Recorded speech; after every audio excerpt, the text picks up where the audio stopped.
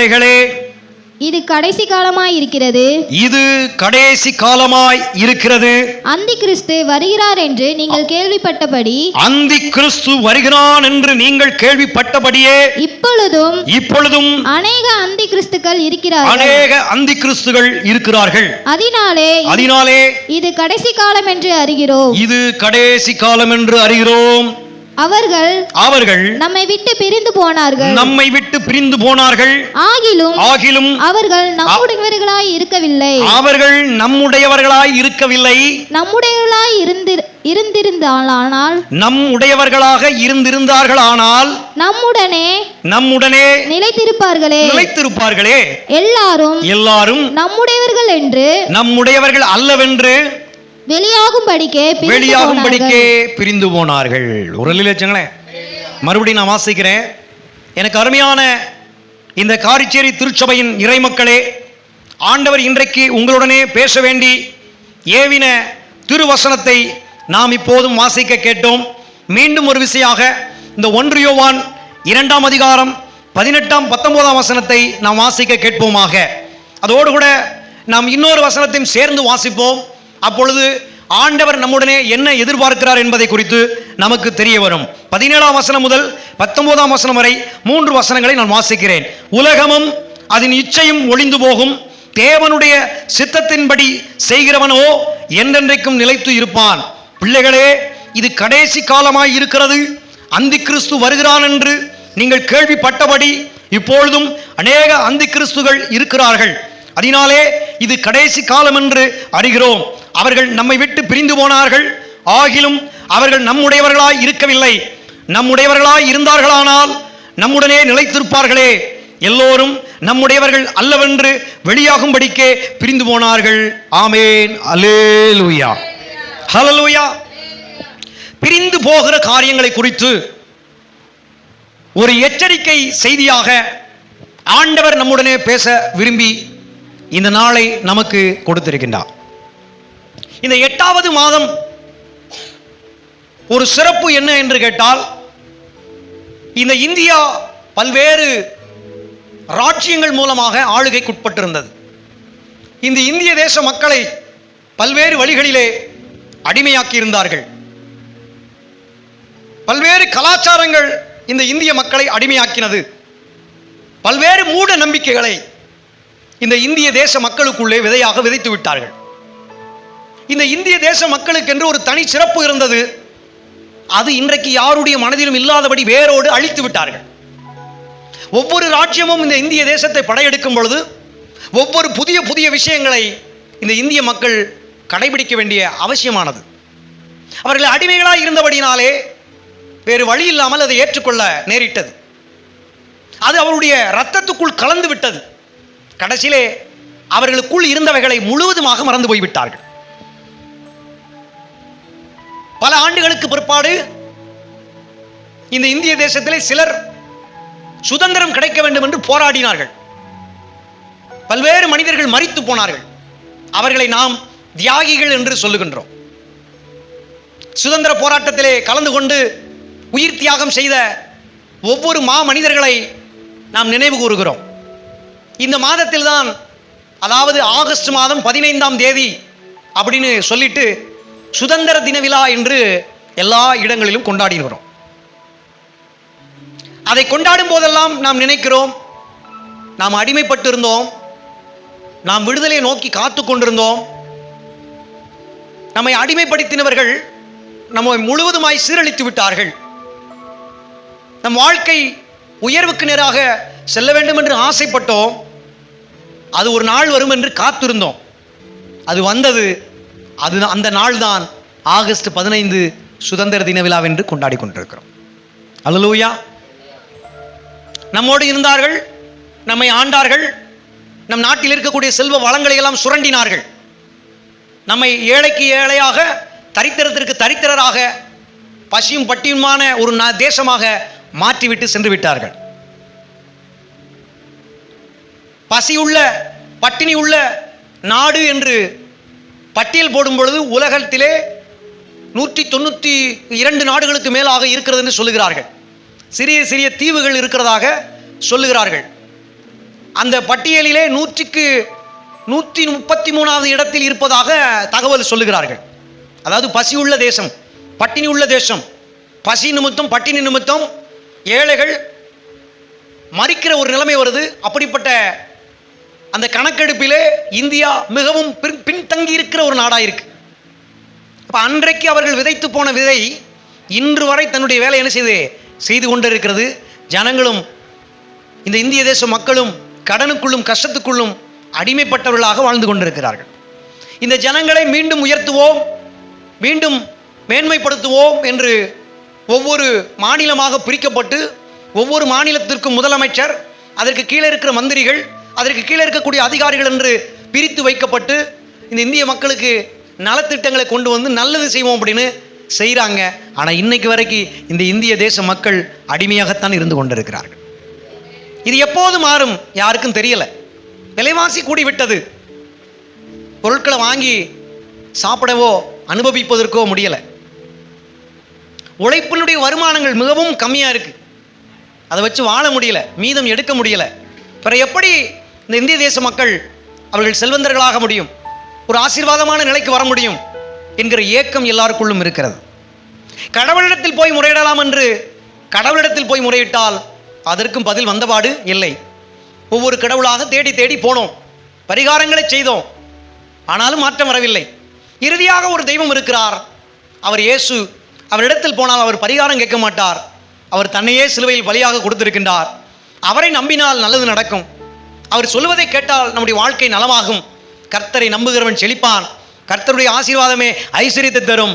அதோடு கூட வேதனை நீங்கி, சஞ்சலம் நீங்கி, துக்கம் நீங்கி, கண்ணீர் உள்ள வாழ்க்கை மாறி சந்தோஷமாக இருக்கலாம் அப்படின்னு நினச்சி நாம கிறிஸ்தவர்களாக இன்று வாழ்ந்து கொண்டிருக்கிறோம். ஹல்லேலூயா. இந்த கிறிஸ்தவ ஜீவியம் என்பது ஒரு வித்தியாசமானது. இந்த கிறிஸ்தவ ஜீவியம் ஒரு மிகப்பெரிய ஒரு பரிசுத்தம் உள்ளது. இந்த கிறிஸ்தவ ஜீவியம் என்பது எளிமையானது. யாரும் வரலாம், யாரும் ஆண்டவரை ஏற்றுக்கொள்ளலாம், யாரும் இயேசு பின்னே வரலாம், யாரும் ஆண்டவரிடத்தில் முறையிடலாம். பாவி என்று நினைக்க வேண்டியதில்லை, அசுத்தம் செய்திருக்கிறேன் என்று நினைக்க வேண்டியதில்லை. எல்லோருக்கும் கிறிஸ்தவத்துக்குள் வருவதற்கு வழி திறந்தே இருக்கிறது. என் ஆண்டவர் வழியிலே நின்று காத்து கொண்டிருக்கிறார். உள்ளே வாருங்கள் என்று அழைக்கின்றார். அன்புள்ள தேவ ஜனமே, ஆண்டவருடைய மக்களே, விசுவாசிகளே, இந்த சத்தத்தை கேட்கிற யாவருக்கும் நல்ல செய்தி என்னன்னா, யார் வேண்டுமானாலும் இயேசுவின் பிள்ளையாக மாற முடியும். அல்லேலூயா. நம்ம எல்லாருமே அப்படி நம்பி தான் உள்ள வந்தோம். இன்னைக்கு வரைக்கும் கர்த்தர் நம்மளை ஆசீர்வதித்து வைத்திருக்கின்றார். ஹல்லேலூயா. நாங்களும் நீங்களும் குடும்பங்களும் பிள்ளைகளும் எதிர்காலங்களும் படிப்பும் வேலையும் வருமானமும் சேமிப்பாக ஆசீர்வாதமாக தொடர்ந்து கர்த்தர் மாற்றிக்கொண்டே இருக்கின்றார். கெட்ட பழக்கங்கள் நீங்கி நல்ல பழக்கங்களை கர்த்தர் நமக்கு கொடுக்கின்றார். தீமைகளை மாற்றி நன்மை செய்கிறார். இருள், நம் குடும்பத்தில் இருக்கக்கூடிய இருளை மாற்றி கர்த்தர் வெளிச்சத்தை கொண்டு வருகிறார். சாபங்களை எல்லாம் நீக்கி கர்த்தர் ஆசீர்வாதமாக மாற்றி வருகிறார். அப்படிப்பட்ட ஒரு வாழ்க்கை தான் இந்த கிறிஸ்தவ வாழ்க்கை. அல்லேலூயா. இந்த கிறிஸ்தவ வாழ்க்கைக்குள்ள வந்தவங்களுக்கு தான் இதனுடைய அனுபவம் தெரியும். வெளியிலிருந்து பார்க்கிறவர்களுக்கு என்ன செய்யாது, இதனுடைய மகிமையான காரியங்கள் தெரியாது. நாம் கர்த்தரால் ஆசீர்வதிக்கப்பட்டவர்கள். ஹல்லேலூயா. அப்ப அன்பு சகோதர சகோதரிகளே, நீங்கள் வாசித்த இந்த வேத பகுதி உங்களை எச்சரிக்கிறது. அவர்கள் எங்களிடத்தில் இருந்தவர்களே, ஆனாலும் இப்போது எங்களிடத்தில் இருக்கவில்லை. இது ஒரு பெரிய உண்மை. எல்லோரும் சபையில் வருகிறார்கள், ஆனால் எல்லோரும் கிறிஸ்துவுக்குள் நிலைத்திருக்கவில்லை. உண்மையான விசுவாசத்தை விட்டு பிரிந்து போகிற ஒரு ஆபத்து இன்றைக்கு அதிகமாக நடந்து கொண்டிருக்கிறது.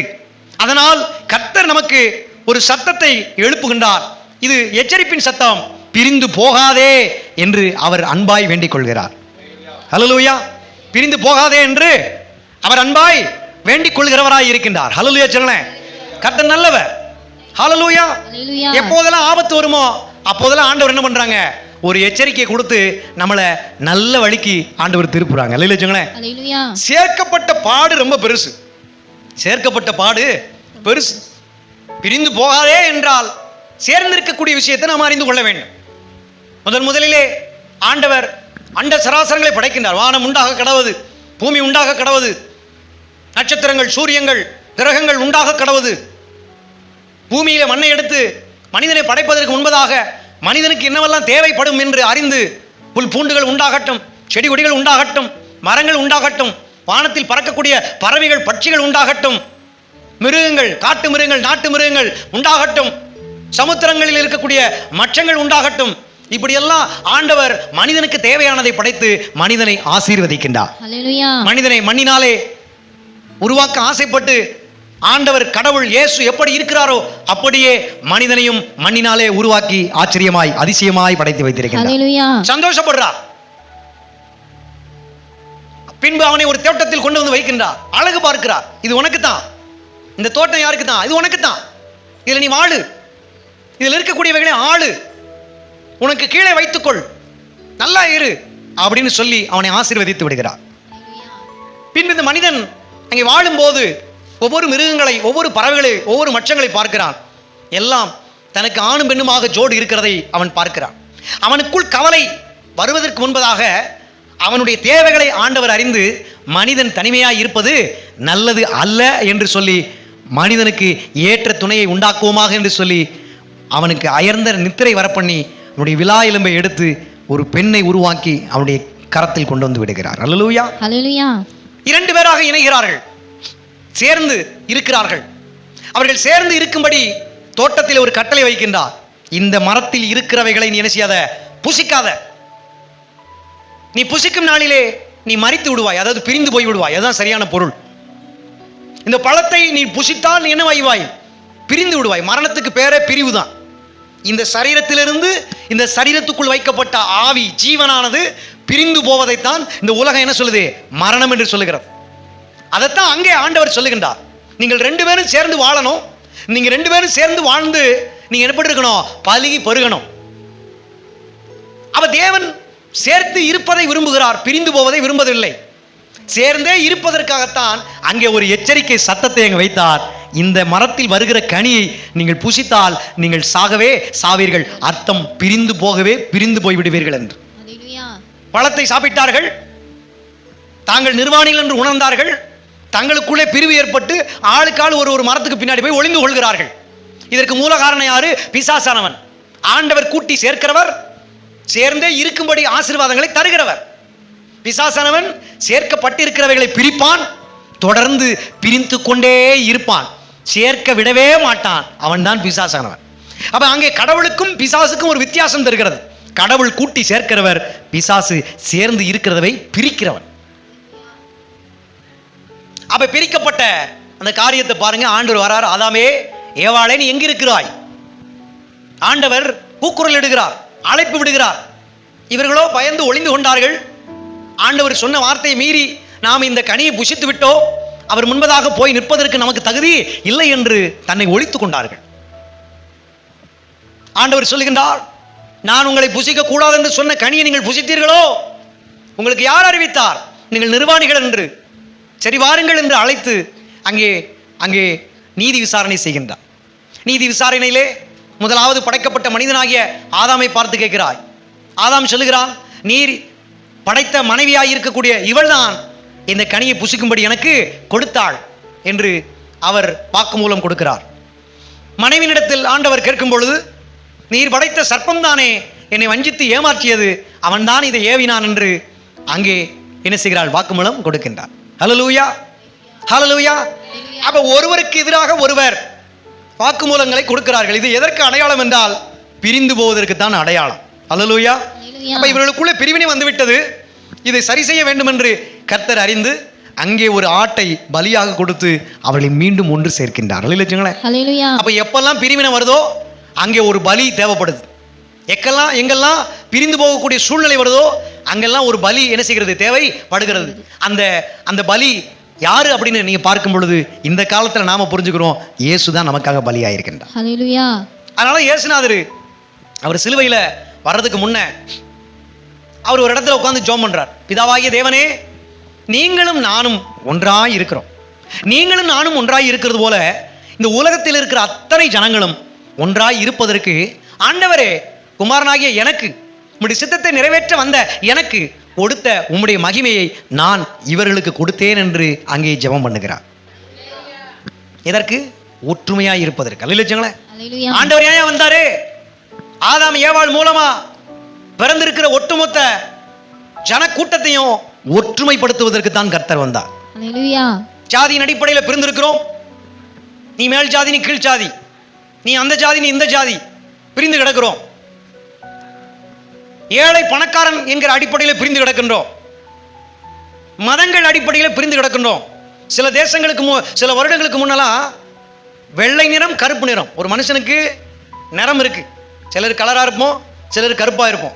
சில நாடுகளில் போனீங்கன்னா கருப்பு இன மக்களை வெள்ளை நிற மக்கள் என்ன செய்வாங்க, அடிமைப்படுத்துவாங்க. வெள்ளை நிற மக்கள் கடவுளுடைய படைப்பாகவும் கருப்பின மக்களை ஒரு சாத்தானாகவும் நினைத்து கொண்டிருந்தார்கள். பல யுத்தங்கள், பல போராட்டங்கள் நடந்துச்சு. இன்னைக்கு தான் நீங்க திரும்பி பார்க்கும் பொழுது எல்லாரும் ஒற்றுமையோடு கூட இருக்கிறார்கள். அல்லேலூயா. அப்ப நிறத்தின் அடிப்படையில் பிரிவினை, சாதியின் அடிப்படையில் பிரிவினை, நமக்கு கிடைத்திருக்கிற பணம் பொருள், ஏழை பணக்காரன் அடிப்படையிலே பிரிவினை, மதத்தின் அடிப்படையிலே பிரிவினை, படிப்பு திறமையின் அடிப்படையிலே பிரிவினை இப்பெல்லாம் நடக்குது. அவன் படித்தவன் படிக்காதவன், வியாதி வந்துருச்சுன்னா வியாதி உள்ளவனுக்கும் ஆரோக்கியமா இருக்கிறவனுக்கு இடையில பிரிவினை. ஏதோ நமக்கு வியாதி வந்துருச்சுன்னா அவங்க நம்மளை பார்த்து ஏளனமா நினைப்பாங்க, வியாதி இல்லாம நல்லா இருப்பாங்கல்ல அவங்க. அப்படிலாம் நடக்குது. கார்ல போனா கார் இல்லாதவனை பார்த்து ஒரு பொறாமை, பிரிவினை. நல்ல வசதியா இருந்து வண்டி கிண்டி வச்சிருப்பான் பார்த்தீங்களா, வண்டியில போகும்போது நல்லா சுகமா போவாங்க. கார் இல்லாம நடந்து போனாலும், ஒரு பைக்கில் போனாலும், ஒரு சைக்கிளில் போனாலும் அவர்களை பார்த்து நினைச்சுவாங்க, ஒரு ஏளனமா நினைப்பாங்க. வானத்திலிருந்து நாங்கள் குதித்து வந்தோம், கடவுள் எங்களை ஆசீர்வதித்தார், காரும் பங்களாவும் வைத்திருக்கிறோம், ஏழையா இருக்கிறவர்களை அற்பமா இணைக்கக்கூடிய எண்ணம், அது பிரிவினைக்கு அடையாளம். இந்த மாதிரியான காரியங்களிலிருந்து விடுதலை செய்வதற்காகத்தான் ஆண்டவர் குமாரனாகிய இயேசுவை இந்த உலகத்திற்கு கொடுத்தார். ஹல்லேலூயா, ஹல்லேலூயா, ஹல்லேலூயா. அப்ப அப்படி கொடுக்கப்பட்டு இந்த உலகத்திலே நாம் ஒரு மனிதர்களாக வாழ்ந்து கொண்டிருக்கிறோம். ஒரு சபையாக கர்த்தர் மாற்றுகின்றார். ரட்சிக்கப்படுகின்றவர்களை ஆண்டவர் சபையிலே அனுதினமும் கூட்டி சேர்த்தார்.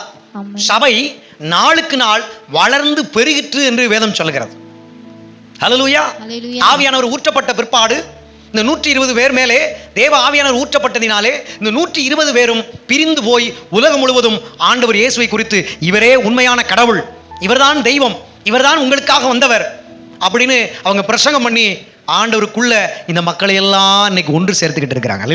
ஹல்லேலூயா. அந்த உண்மையான கடவுள் அன்னைக்கு மறிச்சு அவங்க மூலமா உருவாக்கப்பட்ட சீசர்கள் தேவ ஆவியினாலே நிரப்பப்பட்டு உலகம் முழுவதும் சுவிசேஷத்தை சொல்லணும், உண்மையான தெய்வத்தை மக்கள் கண்டுபிடிக்கணும் அப்படிங்கிறதுனால அவங்க செஞ்ச தியாகம் இன்னைக்கு இந்த சின்ன கிராமத்துல இங்க இருந்து கர்த்தரை நாம் ஆராதித்துக் கொண்டிருக்கிறோம். ஹல்லேலூயா, ஹல்லேலூயா, ஹல்லேலூயா.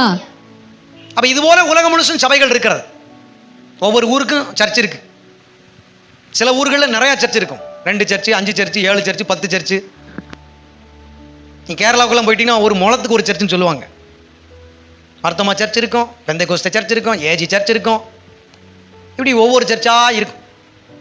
சென்னையில் வேளச்சேரிக்கு போயிட்டீங்கன்னா ரோட்டுக்கு இந்த பக்கம் ஒரு சர்ச்சு, இந்த பக்கம் ஒரு சர்ச், அப்படி இருக்கும்.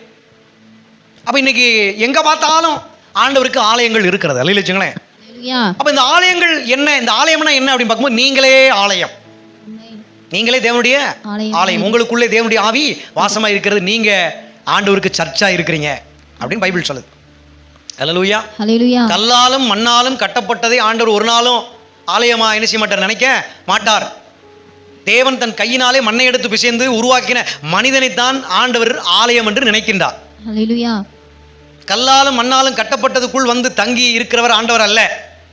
தன் கையினாலே அவர் நம்மை உருவாக்கி வைத்ததினாலே நமக்குள் வந்து தங்க வேண்டும் என்று விரும்பி நம்மை தெரிந்து கொண்டார் அல்லவா, நாம தான் ஆண்டவருக்கு ஆலயமாக இருக்கிறோம். ஹல்லேலூயா. இப்ப நீங்களும் சந்தோஷமா ஒரு அல்லேலூயா சொல்லணும். ஏன் சொல்லணும்னா என்ன ஆண்டவர் ஆலயமா மாத்திட்டார். ஹல்லேலூயா. உண்மைதானே? அப்ப இப்படி ஒரு நபரா இருக்கிற நாம ஆண்டவருக்கு ஆலயமா மாறிட்டோம். இதற்கு மூல பாஷையில என்ன பேர் அப்படின்னு போட்டீங்கன்னா எக்லீசியா. என்ன பேரு? எக்லீசியா. எக்லீசியா அப்படின்னா ஆண்டவருக்கு ஆலயம் அப்படின்னு அர்த்தம். இந்த எக்லீசியா என்கிற வார்த்தையை நாம் பிரித்து பார்த்தால் பரலோக திருச்சபை, பூலோக திருச்சபை 2 பெயர்கள் வெளிவருகிறது. என்ன வருது? பரலோக திருச்சபை, மற்றொன்று பூலோக திருச்சபை. பரலோக திருச்சபையில உங்களுக்கு தெரியும், ஆண்டவர் மகிமையான சிங்காசனத்தில் அமர்ந்திருப்பார். அவர்களை சுற்றி தேவ தூதர் கூட்டங்கள் இருக்கும். துதிப்பதற்கு ஒரு கூட்டம், ஆராதனை செய்வதற்கு ஒரு கூட்டம் இருக்கிறது. அதுபோல ஆண்டவர் சொல்லுகிறத செய்யறதுக்கு ஒரு கூட்டம் இருக்கு. ஆண்டவர்கிட்ட செய்தியை கொண்டு வந்து சேர்க்கிறதுக்கு ஒரு கூட்டம் இருக்கு. இப்படி ஆண்டவருடைய வேலைகளை செய்வதற்கு கோடான கோடி தூதர்கள் இருந்து கர்த்தர் என்ன சொல்றாரோ அதை செஞ்சுக்கிட்டு இருக்கிற ஒரு இடத்துக்கு பேர் தான் பரலோக திருச்சபை. ஆமென். ஹல்லேலூயா, ஹல்லேலூயா. அதை போலவே இருக்க வேண்டும் என்று கடவுள் விரும்பி உண்டாக்கப்பட்ட திருச்சபை தான் இந்த பூலோக திருச்சபை. ஹல்லேலூயா. இந்த பூலோக திருச்சபையை வகைப்படுத்தலாம். ஒரு தனிநபர் ஆண்டவருக்கு ஆலயமாய் இருக்கிறார்கள். ஒரு கணவன் மனைவி பிள்ளைகளாக இருக்கக்கூடிய குடும்பம் ஆண்டவருக்கு ஆலயமாய் இருக்கிறது. ஒன்றுக்கு மேற்பட்ட குடும்பங்கள் என்று சொல்லி தேவனுடைய நாமத்தை முன்னிட்டு இணையும் பொழுது சினகாக், ஜெப ஆலயம், இந்த ஜெப ஆலயம் ஆண்டவருக்கு ஆலயமாய் இருக்கிறது. பல ஜெப கூட்டங்கள் ஒன்றிணைந்து தேவாலயமாக உருவெடுக்கும் போது அது எக்லிசியா, அது ஒரு பூலோக திருச்சபையாய் இருக்கிறது. ஹல்லேலூயா. பல திருச்சபைகள் இந்த உலகத்தில் பல ஊர்களிலும் தேசங்களிலும் பகுதிகளிலும் பட்டணங்களிலும் வீதிகளிலும் தெருக்களிலும் இருக்கிறது அல்லவா? இதை கர்த்தர் பூலோக திருச்சபையாக வகைப்படுத்துகிறார்.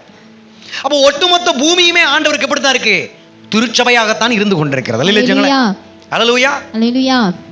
அப்போ பரலோக திருச்சபை ஒரு வகையாக பிரிக்கலாம், பூலோக திருச்சபையை 5 வகையாக பிரிக்கலாம். தனிநபர், குடும்பம், பல குடும்பங்கள், பல குடும்பங்கள் இணைஞ்சு ஒரு ஜபக்கூட்டமாக மாறி பல ஜபக்கூட்டங்கள் வருவது ஒட்டுமொத்த சமுதாயம் அல்லது ஒட்டுமொத்த பூமியுமே ஆண்டவருக்கு ஆலயமா இருக்கு. ஹல்லேலூயா.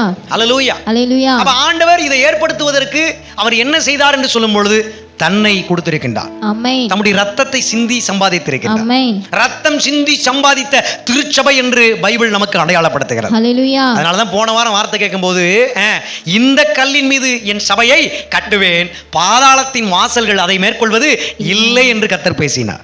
ஹல்லேலூயா. அப்ப கட்டப்பட்டிருக்கிற இந்த காரியத்தை குறித்து பார்க்கும் பொழுது நாம் இணைக்கப்படுதலை தான் பேசிக் கொண்டிருக்கிறார்.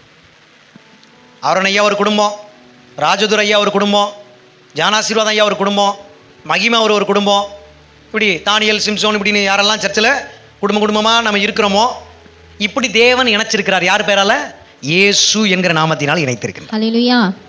அப்போ ஆண்டவர் இந்த இணைப்பை உறுதிப்படுத்துவதற்கு தொடர்ந்து அவர் என்ன பண்ணுறாருன்னா தம்முடைய நாமத்தை மகிமைப்படுத்திக்கிட்டே இருக்கிறாரு, வார்த்தைகளை சொல்லிக்கிட்டே இருக்கிறார், பக்குவப்படுத்துகிறார்.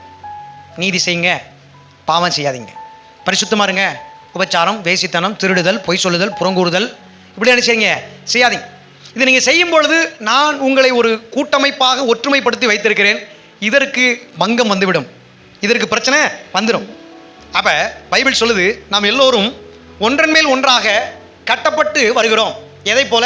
ஜீவ மாளிகையாக கட்டப்பட்டு வருகிறோம் என்று சொல்லுகிறது. இன்னொரு இடத்துல பண்ணை போல கட்டப்பட்டு வருகிறோம் சொல்லுது. பண்ணை பார்த்துருக்கிறீங்களா? ஆட்டு பண்ணை. ஒரு ஆடு இருக்கும், அதுக்கு ஒரு ஜோடியை பிடிச்சி விட்டுருவீங்க, அது குட்டி போடும், அப்படியே அது பெருகும், அப்படியே நிறைஞ்சிரும். கோழி வளர்த்திங்கன்னா, கோழியை நம்ம வீட்டில் வளர்க்குறோம், ஜோடி இருக்குது, அப்படியே குஞ்சு பொறிக்குது, அப்படியே கூட்டம் கூட்டமாக பெருகும். மாடு வளர்க்குறீங்கன்னா மந்தையில் பார்த்தீங்கன்னா மாடு என்ன செய்யும்? பழுகி பெருகும்.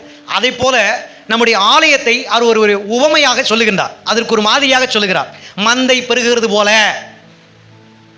தொழுவத்தில் இருக்கிறவைகளைப் போல, பண்ணையில் இருக்கிறவைகளைப் போல நான் ஒன்று என்ன செய்வேன்? பெருக பண்ணுவேன் அப்படின்னு வாக்கு பண்ணுகிறார் பழைய ஏற்பாட்டு காலங்களிலே. அப்படித்தான் ஆண்டவர் என்ன செய்கிறாரு? அவர் சொன்ன வாக்கு தத்தத்தை இயேசுவின் மூலமாக இதை செய்து கொண்டிருக்கின்றார். ஹல்லேலூயா. தேவ ஆவியானவர் மூலமாக இதை செய்து கொண்டிருக்கிறார். அப்ப வாசிக்கப்பட்ட வசனத்தின் அடிப்படையிலே நாம் பார்க்கும் பொழுது இது கடைசி காலமாய் இருக்கிறது, இது மிக கொடியதாய் இருக்கிறது. உலகமும் உலகத்தினுடைய இச்சையும் ஒளிந்து போய்விடும், தீர்க்கமாய் ஆண்டவர் சொல்லுகின்றார். ஆனால் இது உலகம் அல்ல. தேவனால் உண்டு வைத்திருக்கிற திருச்சபை உலகத்திற்கு ஒப்பானதல்ல, இது பரலோகத்திற்கு ஒப்பானது. அதனாலதான் இதுக்கு பேரே திருச்சபை. நாம் எல்லாரும் உலகத்திற்கு ஒப்பானவர்கள் அல்ல, உலகத்திலிருந்து வேறு பிரிக்கப்பட்டவர்கள். நாம் பரலோகத்திற்கு மாதிரியானவர்கள். இயேசுவை பார்த்தால் நம்மை பார்த்தது போல, நம்மை பார்த்தால் இயேசுவை பார்த்தது போல இருக்க வேண்டும் என்று தேவன் உண்டு பண்ணி வைத்தது. ஹல்லேலூயா. அதனாலதான் ஆவிக்குரியது அழிஞ்சு போகணும்னு சொல்லல, பரலோகத்துக்குரியது அழிஞ்சு போகணும்னு சொல்லல, உலகமும் உலகத்தினுடைய இச்சையும் அழிந்து போகும்னு சொல்றார். ஹல்லேலூயா. அப்ப இன்னைக்கு நீங்க கண்ணில் பார்க்கறதெல்லாம் அழிஞ்சு போயிடும், காதுல கேட்கறதெல்லாம் அழிஞ்சு போயிடும். தேவனால் ஏற்படுத்தப்பட்ட சத்தியத்திற்கு இணையானவைகள் என்றென்றும் நிலைத்திருக்கும். ஹல்லேலூயா. ஹல்லேலூயா. ஹல்லேலூயா. ஒருவன் நம்ம பாவம் செய்யல அப்படின்னு சொன்னா அவனுக்குள் சத்தியம் இராது அப்படின்னு சொல்லுது. ஒருத்தன் தனக்குள்ள பாவம் இல்லைன்னு சொன்னா தன்னைத்தானே வஞ்சிக்கிறான் அப்படின்னு சொல்லுது. எல்லாரும் நல்லவன் அப்படின்னு சொல்ல முடியாது, நான் நல்லவன் அப்படின்னு சொல்ல முடியாது. எல்லாருக்குள்ளும் ஏதோ ஒரு குறைகள் இருக்கும். அந்தந்த குறைகளை பார்த்துட்டு நாம் தேவனுடைய இணைப்பு என்று சொல்லப்படுகிற இந்த கிறிஸ்துவின் சரீரமாகிய இந்த சபை என்கிற இந்த சபையிலே அவயமாய் நாம் இருக்கிறோம் அல்லவா, பிரிந்து போக வேண்டும் என்று நினைக்க கூடாது. ஹல்லேலூயா. ஹல்லேலூயா. பிரிந்து போகணும்னு நினைக்க கூடாது. அதை தான் ஆண்டவர் எச்சரிக்கிறார். அப்ப இந்த சேர்க்கப்பட்டதுக்கு பின்னாடி இயேசு இருக்கிறாரு, பழைய ஏற்பாட்டில் அநேக பக்தர்கள் இருக்கிறாங்க. அவங்க எல்லாருமே நமக்காக ஜீவனை கொடுத்திருக்கிறார்கள். ஹல்லேலூயா. இயேசுக்கு பிற்பாடு உருவாக்கப்பட்ட அப்போஸ்தலர்கள் ஜீவனை கொடுத்திருக்கிறார்கள். ஹல்லேலூயா. அப்போஸ்தலர்களைப் போல அநேக மிஷனரிகள் ரத்தத்தை சிந்தி நாம இன்னைக்கு பைபிளை தூக்குவதற்கு மூல காரணமா இருந்திருக்கிறாங்க. ஹல்லேலூயா. அப்ப கூட்டி சேர்க்கப்படுறதுக்கு பின்ன எத்தனை உயிர் தியாகம் இருக்குது. இந்த இந்திய தேசம் விடுதலை சுதந்திரம் ஆகணும்னு எத்தனை தியாகிகள் மறிச்சாங்க அப்படின்னு நினைவு கூறுறதுக்கு சுதந்திர தின விழா என்று இந்த இந்திய தேசம் கொண்டாடுகிறது. இதுபோல உலகத்தில் இருக்கக்கூடிய எல்லா தேசங்களும் தங்களுக்கென்று குடியரசு நாளையும் சுதந்திர நாளையும் வைத்து கொண்டாடி கொண்டிருக்கிறார்கள். ஆவிக்குரிய பார்வையிலே ஆண்டுடைய சபை ஏற்படுத்தப்பட்டது. உலகத்திலிருந்து நமக்கு ஒரு விடுதலை கிடைத்து இன்றைக்கு நாம் சுதந்திரமாய் இந்த திருச்சபையில் நாம் வந்திருக்கிறோம். இந்த திருச்சபையில் வந்திருக்கிற நாம் ஒவ்வொரு ஆராதனையிலும் என்ன சொல்லி ஆராதிக்கணும்? நன்மை செஞ்சீர்னு சொன்ன உடனே பணம் பொருளை நினச்சிக்கிட்டு நீங்கள் நன்மை சொல்லி ஆராதிப்பீங்களா? நன்றி உள்ள பிள்ளைகள் நன்றி நன்றி நன்றின்னு அந்த பணம் பொருளை ஆசீர்வதித்தார், என் வீடு காடெல்லாம் எனக்கு வாங்கி கொடுத்தாருன்னு சொல்லி ஆராதிப்பீங்களா? இல்லை.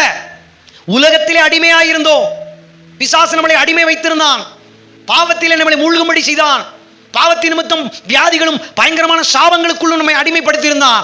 அவைகளிலிருந்து விடுதலையாக்குவதற்கு என் தேவன் பல பழைய ஏற்பாட்டு பக்தர்களையும் புதிய ஏற்பாட்டு பக்தர்களையும் மிஷனர்களையும் தன்னையும் ஜீவ பலியாக ஒப்பு கொடுத்து ரத்தத்தை சிந்தி சம்பாதித்து கொடுத்ததுதான் திருச்சபை. ஹல்லேலூயா. ஹல்லேலூயா. ஹல்லேலூயா. ஒட்டுமொத்த ஆத்துமாக்களுடைய கூட்டமைப்புக்கு பேர் தான் திருச்சபை. இந்த திருச்சபை கூட்டி சேர்க்கப்பட்டதுக்கு பின்னாடி இவ்வளவு காரியம் இருக்குதுன்னு யார் நினைக்கிறாங்களோ அவங்க செய்யற ஆராதனைக்கு பேர் தான் உண்மையான பக்தியுள்ள ஆராதனை. ஹல்லேலூயா. அதனாலதான் இந்த ஆராதனை குறித்து பவுல் அப்போஸ்தலர் விளக்கி சொல்லும் பொழுது இந்த உலகத்திற்கு ஒத்த வேஷம் தெரியாதிருங்கள், தேவனுடைய சித்தம் என்னதென்று பகுத்தறியத்தக்கதாக உங்கள் மனம் புதிதாகிறதுனாலே மறுரூபமாகுங்கள். ஆமென். இதுவே இந்த உலகத்தை நீங்கள் செய்யத்தக்க புத்தியுள்ள ஆராதனை என்று நீங்கள் புரிந்து கொள்ள வேண்டும் என்று ரோமர் 12ஆம் அதிகாரம் 1-2 வசனங்களிலே எழுதப்பட்டிருக்கிறது. ஒரு லட்சங்களேன்.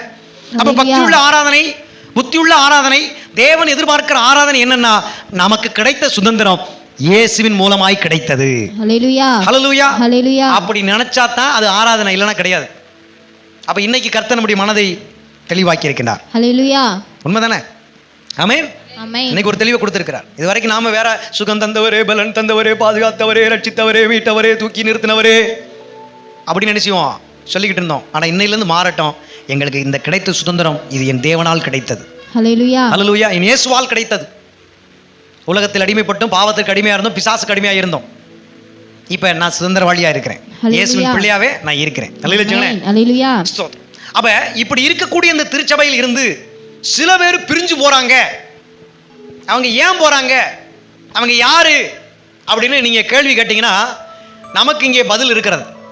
ஒரு காலத்தில் சபையில் இருந்தவர்கள், தேவனுடைய சரீரத்தில் இருந்தவர்கள், தேவனுடைய வார்த்தைக்கு உட்பட்டு இருந்தவர்கள், ஜெபிக்கிறவர்களாய், ஆராதிக்கிறவர்களாய், தேவனுக்கு உன்னதமான சுவிசேஷ ஊழியங்களை செய்கிறவர்களாய் இருந்தார்கள். ஆனால் இப்போது இல்லை. ஒரு காலத்திலே மிகுந்த ஆர்வத்தோடு இருந்தார்கள், வாஞ்சை வைராக்கியமாய் இருந்தார்கள். அன்றைக்கு இருந்த வைராக்கியம் இன்றைக்கு கிடையாது. 20 வருஷத்துக்கு முன்ன நீங்க போனீங்கன்னா அன்றைக்கு இருந்த பக்தியும், அன்றைக்கு இருந்த வைராக்கியமும், அன்றைக்கு இருந்த ஊழியத்தினுடைய காரியங்களும் இன்றைக்கு கிடையாது. இதெல்லாம் எதற்கு அடையாளம்? பிரிந்து போவதற்கு அடையாளம். ஹல்லேலூயா. பிரசங்கம் ஒரு காலத்தில் கேட்டாங்கன்னா 2 மணி நேரம் கேட்பாங்க, 3 மணி நேரம் கேட்பாங்க, சில சர்ச்சைகள் 4 மணி நேரம் கேட்பாங்க பிரசங்கம் மட்டும். இன்னைக்கு பாட்டும் ஆராதனையும் கூத்தும் கும்மாளமும் அதிகப்படியா உயர்ந்ததுனால பிரசங்கத்தை கேட்கணும், நாம நல்லா இருக்கணும், தேவனோடு எப்போயும் இணைஞ்சே இருக்கணும், ஜெபத்தில் இருக்கணும், ஆண்டவர் ஆராதிக்கல இணைஞ்சிருக்கணும், பரிசுத்த ஜீவியத்தில் இணைஞ்சிருக்கணும், சத்தியத்திற்கு நமக்கு வித்தியாசமே இருக்கக்கூடாது, வசனத்தையும் நம்மையும் பார்க்கும்பொழுது ஒரு சாட்சியுள்ள ஜீவிதம் இருக்கணும் அப்படின்னு பிரயாசப்படுகிறவைகள் குறைஞ்சு போச்சு. இருக்கிறீங்களா? ஹல்லேலூயா. அதை ஆண்டவர் மாற்ற விரும்புகிறார். அப்ப ஒரு காலத்தில் விசுவாசமாக இருந்தேன், ஒரு காலத்தில் ஆண்டவருக்கு ஊழியம் செஞ்சேன், ஒரு காலத்தில் பக்தி வைராக்கியமாக இருந்தேன், ஒரு காலத்தில் பரிசுத்தமாக இருந்தேன், இதெல்லாம் நடந்துச்சு. அப்படி இருந்தவங்களாம் எங்க போனாங்க அப்படின்னு தேடும் பொழுது அவர்கள் விலகி போய்விட்டார்கள். ஹல்லேலூயா. எதனால் விலகி போனார்கள்? அவர்கள் உண்மையான உள்ள இருக்கக்கூடிய மாற்றம் இல்லாதனால அவங்க விலகி போயிட்டாங்க. ஹல்லேலூயா. வெளியில விசுவாசம், உள்ள அவிசுவாசம். வெளியில பரிசுத்தம், உள்ள அசுத்தம். வெளியில பயங்கரமான காரியம், உள்ளுக்குள்ள வேற மாதிரியான காரியம். இன்னைக்கு வெளி தோற்றங்கள் பார்ப்பதற்கு பயங்கரமா பளபளன்னு மினுமினுன்னு சொல்லுவோம் பாத்தீங்களா, அந்த மாதிரி இருக்கு கிறிஸ்தவத்தினுடைய தன்மைகள். கிறிஸ்தவத்துக்குள்ள உள்ள போனா வெளியில இருக்கிற அசுத்தத்தை விட உள்ள ரொம்ப அதிகமா இருக்கு. இதை முன்னமே பவுல் அப்போஸ்தலர் சொல்லுங்க. ஒரு சர்ச்சுக்கு போறாரு, பார்க்கிறார். அஞ்ஞானிகளுக்குள் இல்லாத பாவம் கூட உங்களுக்குள் இருக்கிறதே அப்படின்றார். என்னையா சர்ச்சுக்கு வாரீங்க, ஆராதிக்கிறீங்க, எல்லாம் பண்றீங்க, பிரசங்கம் நல்லா பண்றீங்க, அந்நிய பாஷை நல்லா பேசுறீங்க, தீர்க்க தரிசனம்லாம் நல்லா பேசுறீங்க, ஆனா ஒருவன் தன் தகப்பனுடைய மனைவியை வைத்துக் கொண்டிருக்கிறானே அப்படின்னு 1 கொரிந்தியர் 5ஆம் அதிகாரத்துல பவுல் அப்போஸ்தலர் சர்ச்சை பயங்கரமா எச்சரிக்கின்றார். ஹல்லேலூயா. இது அஞ்ஞானிகள், அவங்க கிட்ட இந்த பாவம் கிடையாது. உனக்குள்ள எப்படி வந்துச்சு? உன்னை இதுக்கான கூட்டி சேர்த்தேன், உன்னை இதுக்கான உபதேசம் பண்ணேன், உனக்காக ஆண்டவர் இதுக்கு தான் மரிச்சாரா, எதுக்காக மரிச்சார் அப்படின்னு என்ன செய்யறாரு? பயங்கரமா எச்சரிக்கின்றார். அந்நிய பாஷை பேசினா கலவரம், தீர்க்க தரிசனம் பேசினா கலவரம், அன்பை காணும், அன்பு செத்து போச்சு. நான் பேசுற அந்நிய பாஷை தான் உண்மையானது, நீ பேசுறதெல்லாம் பொய். நான் சொல்ற தீர்க்க தரிசனம் தான் உண்மை, நீ சொல்றது என்னது பொய். இப்படின்னு சர்ச்சுக்குள்ள மாத்தி மாத்தி சண்டை போடுறாங்க கொரிந்து சபையில. ஆண்டவர் இந்த பவுல் அப்போஸ்தலரை அனுப்பி சகலமும் நல்லொழுக்கமாயும் கிரமமாயும் செய்யப்பட வேண்டும். தேவன் கலகத்திற்கு தேவன் அல்ல, தேவன் சமாதானத்துக்கு தேவனாய் இருக்கின்றார். ஆமென். அப்படி நினைச்சாரு. அங்கே நல்ல காரியங்களை எடுத்து சொல்லப்பட்டது. அல்லேலூயா. ஹல்லேலூயா. அப்ப பிரிந்து போகிறவர்கள் வெளிவேஷத்தினால இருக்கிறவர்கள். வெளியில போய் சொல்லலாம், நான் நல்லா ஊழியம் பண்ணேன், என் ஜபம் என் ஊழியம், நான் போட்ட காணிக்கையில தான் சர்ச்சை நிக்குது, இல்லைனா அவர் சபையை கட்டிடுவாரா அப்படிங்கிற வார்த்தையெல்லாம் உள் மாற்றம் கிடையாது. அதெல்லாம் வெளியில இருக்கக்கூடிய வேஷங்கள். அப்ப ஏன் பிரிந்து போகிறார்கள்? யார் பிரிந்து போவார்னா, உள்ள அசுத்தத்தை வச்சுக்கிட்டு வெளியில நடிச்சுக்கிட்டு பக்தி வேஷம் போட்டிருக்கிறவங்க தான் பிரிஞ்சு போவாங்க. யார் போவாங்கன்னு கேள்விக்கு ஏன் போறாங்கன்னு கேள்வி கேட்டீங்கன்னா, அங்கே உதாரணங்கள் இருக்கு. ஆசை தான் முதல்ல காரணம். உலகத்தின் நிமித்தம் ஆசை. சர்ச்சுக்குள்ள வந்துட்டு ஆசையை வெறுக்கணும். கடவுள் சொல்றதை தான் செய்யணும், கடவுள் கொடுக்கறத வச்சு தான் வாழணும். ஆனா வெளியில போனீங்கன்னா நல்லா வாழலாம், என்ன வேணாலும் அனுபவிக்கலாம், உலகத்துல எல்லாமே இருக்கு. இன்னைக்கு இந்த காஞ்சிபுரத்துல திருமணத்துக்கு மீறிய உறவு. போன வாரம் நான் சொன்னேன், தன்னுடைய சொந்த கணவனை ஏமாத்திட்டு செல்போனில் சில ஆண்ட்ராய்டில் சில அப்ளிகேஷன் இருக்கு, அதில் நம்பரை பிடிச்சி அதில் சில காசு கட்டிங்கன்னா நம்பர் கொடுப்பாங்க, கள்ளப்புருஷனை கொடுப்பாங்க. அந்த கள்ளப்புருஷனை வச்சுக்கிட்டு பேசிக்கிட்டு தன் சொந்த கணவரை கொலை பண்ணியாச்சு, கொடுக்கப்பட்டிருக்கிற 2 பிள்ளைகளையும் கொலை பண்ணியாச்சு. இப்படி திருமணத்துக்கு மீறிய தப்பான உறவு என்ன செய்யுது, நடக்குது. காரணம், உலகத்துக்கு போனால் நல்லதா இருக்கு, சுகமா இருக்கு, ஊழியக்காரன் பண்றான். சர்ச்சுக்கு வர்ற பெண்களை தன் வசப்படுத்தி தன் மனைவிக்கு துரோகம் பண்ணி, ஆண்டவருக்கு துரோகம் பண்ணி, சபைக்கு துரோகம் பண்ணி, சத்திய வசனத்துக்கு துரோகம் பண்ணி என்ன செய்யறான்? மனதார அந்த பாவத்தை செய்யறான். இதெல்லாம் எதற்கு அடையாளம்? பாவத்திற்கு அடையாளம் இல்ல, பிரிந்து போவதற்கு தான் அடையாளம். அல்லேலூயா. பிரிந்து போகிறவன் தான் பாவம் செய்வான். ஆமென். பிரிந்து போகிறவன் வேஷம் போட்டு பாவம் செய்வான். ஆமென். ஆனா ரொம்ப நாளைக்கு நீடிக்காது. அல்லேலூயா. அது கர்த்தரை காண்பித்து கொடுக்கிறார். இப்ப ஏன் பிரிந்து போகிறார்கள் என்று கேட்டால், அங்கே உங்களுக்கு தெரியும், யூதாஸ் காரியத்து அவன் கிட்டத்தட்ட 3.5 வருஷம் ஆண்டவரோட ஊழியம் பண்றான். இந்த 3.5 வருஷமா ஆண்டவர் எதிர்பார்க்கிறார், இந்த வருஷம் கனி கொடுக்குமா, இந்த வருஷம் கனி கொடுக்குமா, இந்த வருஷம் கனி கொடுக்குமா, யூதாஸ் காரியத்து நல்லவனா மாறுவானா. கடவுள் பொறுமையுடன் பார்த்து கொண்டே இருந்தார். கடைசி திருவிருந்து பந்தி வருகிறது. அந்த திருவிருந்து பந்தியிலே அவனும் கலந்து கொள்கிறான். ஆனால் அவன் ஒரு பயங்கரமான திட்டத்தோடு வந்து உட்கார்ந்து இருக்கிறான். ஆண்டவர் அதை அறிகிறார். நீ செய்ய வேண்டியதை சீக்கிரமாய் செய் அப்படின்னு சொன்ன உடனே அவனுக்குள் பிசாசு புகுந்தது. அவன் 30 வெள்ளிக்காசுக்காக இயேசுவை காட்டி கொடுத்தான். அல்லேலூயா. அப்ப அவன் பிரிந்து போனதுக்கு காரணம் என்ன? ஆசை, பண ஆசை. இத்தனைக்கும் ஆண்டவர் அவன்கிட்ட என்ன கொடுத்திருந்தாருமா? காணிக்கை பெட்டி அவங்க எல்லாம் கொடுத்திருந்தார். எங்கெல்லாம் ஊழியத்துக்கு போவாங்களோ அங்கெல்லாம் என்ன இருக்கும்? காணிக்கைகள் செலுத்தப்படும். அந்த காணிக்கையுடைய முழு பொறுப்பு யார்கிட்ட இருந்துச்சு? இந்த யூதாஸ் காரியத்துக்கு தான் இருந்துச்சு. இவ்வளவு பணம் கிடைக்கும், இவ்வளவு பொருள் கிடைக்குது, ஆண்டவர் கூட இருந்தா அவர் நமக்கு ஏதாவது சாப்பாடு கொடுப்பார் வைப்பார் அப்படின்னு போயிருந்தா பிரச்சனை இல்லை. ஒரு 30 வெள்ளிக்காசுக்காக இயேசுவை காட்டி கொடுக்க வேண்டும் என்று அவன் நினைச்சு கடைசியில் நினைச்சு ஆண்டவரை விட்டு பிரிஞ்சிட்டான். ஐயோ, 30 வெள்ளிக்காசுக்காக ஆண்டவரை காட்டி கொடுத்துட்டேனே, அவர் நல்லவரே, அவர் பரிசுத்தம் உள்ளவரே, அவர் ரட்சகராய் வந்தவரே, மேசியாவே, தேவனுடைய குமாரனே என்று இருதயத்தில் குத்தப்பட்டு கடைசியில் நாண்டு கொண்டு தற்கொலை பண்ணி செத்து போயிட்டான். அப்ப பிரிந்து போகிறவர்கள் ஆசையினாலே பிரிந்து போவார்கள். பிரிந்து போன பிற்பாடு அவருடைய முடிவு மோசமா இருக்கு. ஒரு தகப்பனுக்கு 2 பிள்ளைகள் இருந்தார்கள், மூத்தவன் இளையவன். சொத்து ஆசையில் எனக்கு பங்கு வேணும்னு பிரிச்சுட்டு போயிடுறான். கடைசியில் போனா அதை வச்சு வாழ்ந்து முடிச்சு எல்லாம் காசெல்லாம் காலியா போன பிறகு பிற்பாடு அவனுக்கு நினைவு வருது, நான் ஏன் பிரிந்து வந்தேன், இப்பொழுதும் பசியும் பட்டினியுமா இருக்கிறேன், என் தகப்பன் மூலமாய் நான் வாங்கி வந்த பணம் முழுவதும் தீர்ந்து போய்விட்டது, இனி நான் உழைத்தால் தான் எனக்கு என்ன கிடைக்கும்? ஏதாச்சும் கிடைக்கும். உழைக்கிறதுக்கு வேலைக்கு போனால் யார் நமக்கு வேலை கொடுப்பா? பன்னி மேய்க்கிற வேலை கிடைக்குது, பன்றிகள் திங்கக்கூடிய தவிடு தான் உனக்கு உணவாக கிடைக்கும். அது தின்பதற்கு ஆசையாக இருந்து யோசிக்கும் போது புத்தி தெளிவடைகிறது, நான் ஏன் பிரிந்து வந்தேன். உடனே தீர்மானம் எடுக்கிறான். உடனே என் தகப்பனுடைய வீட்டுக்கு நான் போகிறேன், அங்கே வேலைக்காரர்களுக்கு கூட நல்ல சாப்பாடு கிடைக்கும், நான் திரும்பி போறேன், என் அப்பா கிட்ட ஒரு வேலைக்காரன மாதிரியே கூட நினைச்சுவேன் இருந்துக்கிறேன்னு போனான். அல்லேலூயா சொல்லுங்களேன். ஹalleluya. அப்ப ஏன் பிரிந்து போகிறார்கள்னா ஆசை நிமித்தம் பிரிந்து போகிறார்கள். யூதாஸ் காரியத்தும் ஆசை நிமித்தம் போனா, இந்த இளைய குமாரனும் ஆசை நிமித்தம் என்ன செஞ்சான் போனா. அதுபோக நீங்க 2 தீமோத்தேயு 4ஆம் அதிகாரம் 10ஆம் வசனத்தை வாசிக்கும் பொழுது, இப்பொழுது இருக்கும் உலகத்தை நேசித்ததினால் உலக ஆசை நிமித்தம் தேமா என்கிற ஒருவன் என்ன செய்கிறான், பிரிந்து போகிறான் என்று வாசிக்கின்றோம். ஹalleluya. சிலர் தங்களை சிறந்தவர்களாக நினைத்து பிரிஞ்சு போயிடுறாங்க. எனக்கு எல்லாம் தெரியும், எனக்கு எல்லாம் தெரியும். 4 வசனத்தை படிச்சு 4 ஜெப கூட்டத்தில் பிரசங்கம் பண்ண விட்டுட்டீங்கன்னா இவங்களுக்கு என்ன வந்துடுது, நான் பெரிய ஆள் அப்படின்னு நினைச்சு வந்துடுது. உடனே மீசையை முறுக்குறாங்க, என்ன செய்றாங்க, தன்னை ஒரு பெரிய ஆளா காட்டுறாங்க. நல்ல டிப்டாப்பா சஃபாரி கோட்டு சூட்டெல்லாம் என்ன செய்றாங்க, போட்டுக்கிறாங்க.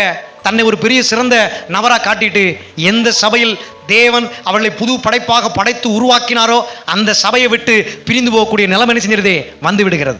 அப்ப ஏன் பிரிந்து போகிறார்கள்? ஒன்று, ஆசை நிமித்தம் பிரிஞ்சு போறாங்க. அதற்கு சில உதாரணங்களை நான் சொன்னேன். யூதாஸ் காரியத்து ஆசை நிமித்தம் பிரிந்து போனார், இளையகுமாரன் ஆசை நிமித்தம் பிரிந்து போனார், தேமா என்கிற கூடிய ஒருவன் உலக ஆசை நிமித்தம் என்ன செஞ்சிட்டான், பிரிந்து போய்விட்டான். ஹல்லேலூயா. ஹalleluya. சிலர் பிரிந்து போகிறான்னு நான் அடுத்து சொல்லும்போது, அவர்கள் தங்களை பெருமை உள்ளவர்களாய் காண்பிப்பதற்கு, தங்களை ஒரு புத்திமான்களாக காண்பிப்பதற்கு, தங்களை ஒரு பரிசுத்தவான்களாக காண்பித்துக் கொள்வதற்காக கிறிஸ்துவின் சரீரமாகிய சபையை விட்டு இருதய கடினத்து நிமித்தம் என்ன செய்றாங்க, பிரிந்து போயிடுறாங்க. ஹalleluya. அடுத்து ஒன்று இருக்கு, ஆவிக்குரிய சோர்வு வரும். இதுதான் ரொம்ப முக்கியமான ஒன்று. அதனால ஆசை நிமித்தம் பிரிஞ்சுறாங்க, பேரு பெருமை நிமித்தம் பிரிஞ்சு போயிடுறாங்க. ஆனா இந்த விஷயம் வந்து ஆவிக்குரிய சோர்வு. சில பேர் ஆண்டவர்கிட்ட ஜெபம் பண்ணுவாங்க, அவங்களுக்கு அற்புதங்கள் அதிசயங்கள் நடக்கலை, பதில் கிடைக்கல. அப்ப ஆண்டவர் அவர்களுக்குன்னு ஒரு முன் குறிக்கப்பட்ட ஒரு நேரத்தை காலத்தை வச்சிருக்கிறார். அது வரைக்கும் அவங்க அப்படித்தான் இருக்கணும் அப்படிங்கிறது தேவ நீதி. ஆனால் சிலருக்கு உடனே உடனே அற்புதம் அதிசயம் நடக்கும். ஏன்னா இவங்க தேவ சித்தத்தை இமிடியேட்டா செய்யக்கூடியவங்க. இப்ப ஆண்டவர் அற்புதம் பண்றார், சொல்றாரு இதை நீ ஒருவனுக்கும் சொல்லாதேன்றார், உடனே போய் எல்லாத்தையும் சொல்லிடுறான். சில பேர்ட்ட சொல்லுன்னு சொல்றாரு, அவன் சொல்லவே இல்லை. அப்ப ஆண்டவருக்கு நல்லா தெரியும், ஆண்டவர் ஒரு விஷயத்தை ஒருத்தர் கொடுக்குறாருன்னா அது மூலமா ஆண்டவர் எதிர்பார்க்கிற ஒன்று ஆண்டவருக்கு நடக்கணும். நமக்கு லாபம் கிடைக்கும் அப்படின்னு நம்ம நினைச்சு வரோம். ஆனா நாம கர்த்தருக்கு லாபம் கிடைக்குங்கிற விஷயத்தை யோசிக்கணும். அப்படி கர்த்தருக்கு லாபத்தை யோசிக்கிறவர்களுக்கு தான் உடனே உடனே உடனே ஜெபத்துக்கு பதில் கிடைக்கும். ஹalleluya. ஹல்லேலூயா. ஹalleluya. அப்ப ஆவிக்குரிய சோர்வு வரும் பொழுது அவர்கள் என்ன செய்றாங்க, ஜெபிக்கிறதை விட்டு பிரிஞ்சுறாங்க, வேதம் வாசிக்கிறதை விட்டு பிரிஞ்சுறாங்க, ஆராதனைக்கு வருகிறதை விட்டு என்ன செய்றாங்க, பிரிஞ்சுறாங்க. நினைச்சா சர்ச்சுக்கு வருவாங்க, இல்லைன்னா வரமாட்டாங்க. கடைசியில் என்ன சொல்லுவாங்க, எனக்கு தெரியாத ஜெபமா, எனக்கு தெரியாத ஆராதனையா, எனக்கு தெரியாத பாஸ்டரா. நான் எத்தனை பாஸ்டர்கிட்ட போயிருக்கிறேன். அந்த பாஸ்டர் ராஜபாளையத்தில் இப்படி ஒரு பாஸ்டர், சிலுத்தூரில் இப்படி ஒரு பாஸ்டர், சிவகாசியில் ஒரு பாஸ்டர், விருதுநகரில் ஒரு பாஸ்டர், அங்கே மோகன்சின் ஒரு பாஸ்டர், ஆலன்பால்னு ஒரு பாஸ்டர், இப்படி பாஸ்டர்களாக தேடி போயிட்டு கடைசியில் அவங்க ஆவிக்குரிய சோர்வு ஏற்பட்டதினாலே, அதாவது தேவனிடத்தில் தேவனுக்கு செலுத்த வேண்டிய கடமைகளை அவர்கள் செலுத்தாதபடினாலே, கடவுளுக்கு கொடுக்க வேண்டிய முக்கியத்துவத்தை, கடவுளுக்கு கொடுக்க வேண்டிய முதலிடத்தை கடவுளுக்கு கொடுக்காததினாலே அவருடைய வாழ்க்கையிலே ஆவிக்குரிய பின்மாற்றங்கள் என்ன செய்கிறது, நடக்கிறது. இது நிமித்தம் ஆவிக்குரிய சோர்வு வருகிறது. இதனாலே அவர்கள் கிறிஸ்துவின் சரீரமாகிய சபையை விட்டு பிரிந்து போகக்கூடிய அவல நிலை ஏற்படுகிறது. ஹalleluya. நீங்கள் அப்படி இருக்கக்கூடாது. இதற்காகத்தான் ஆண்டவர் பேசுகிறார், உலக ஆசை வேண்டாம், பண ஆசை வேண்டாம், உலகத்தினுடைய எந்த ஆசை பாசங்களினாலே நீங்கள் வீழ்ந்து போக கூடாது.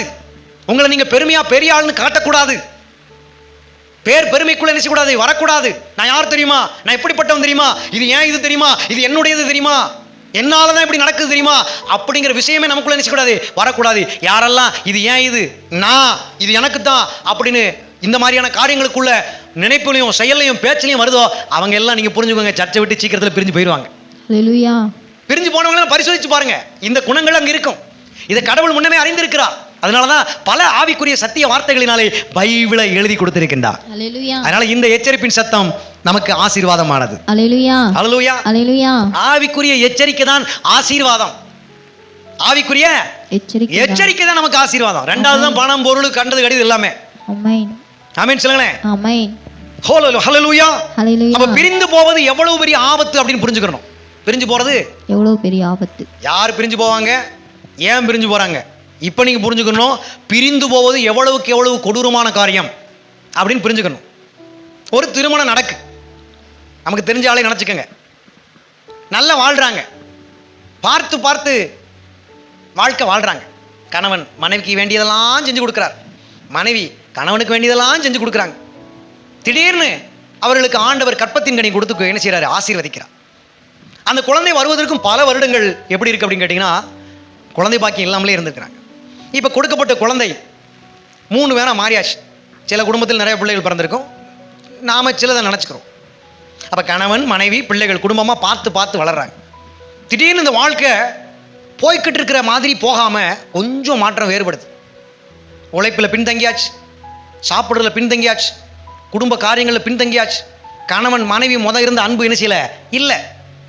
கணவனுக்கு மனைவிக்கு இருந்த அன்பு இல்லை. பிள்ளைகளை வளர்க்க வேண்டிய விஷயத்தில் பெற்றோருக்கும் பிள்ளைகளுக்கும் இடையில என்ன செய்யலை? இருந்த அன்பு இல்லை. திடீர்னு கணவனுக்கு விரோதமாக மனைவி ஒரு தீர்மானம் எடுத்துட்டு கணவனை விட்டு என்ன செய்கிறாங்க? பிரிந்து போயிடுறாங்க.